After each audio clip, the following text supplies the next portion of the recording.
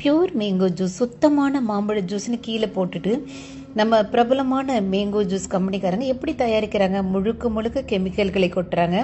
மாம்பழம் போலவே நிறம் வர்றதுக்கான நிறப்பொடிகள், கெடாமல் இருக்கிறதுக்கு நிறைய விஷத்தன்மையுள்ள கெமிக்கல்களை கொட்டுறாங்க. மாம்பழம் போலவே நிறம் வருவதற்கு, தோற்றம் வருவதற்கான கெமிக்கல்களை வண்டி வண்டியாக கொட்டுறாங்க. ஆனால் 1% கூட, ஒரு படம் கூட நிஜமான மாம்பழம் இதில் சேர்க்கப்படலை. அச்சசலாக நம்ம இது குடிச்சு பார்த்தா மாம்பழம் மாதிரியே அவ்வளோ ஒரு மனம், சுவை, ருசி. பழ ஜூஸ்ன்னு விற்கிறதுல பழங்களே இருக்கிறது இல்ல.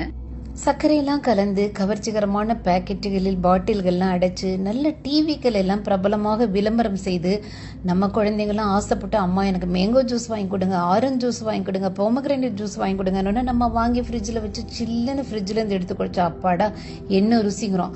ஆனால் ஒரு மாம்பழம் கூட இதில் சேர்க்கப்படலை. அவ்வளவும் ரசாயனங்கள், கெமிக்கல்கள், கேன்சர் வர வைக்கக்கூடிய அத்தனை கெமிக்கல்கள்.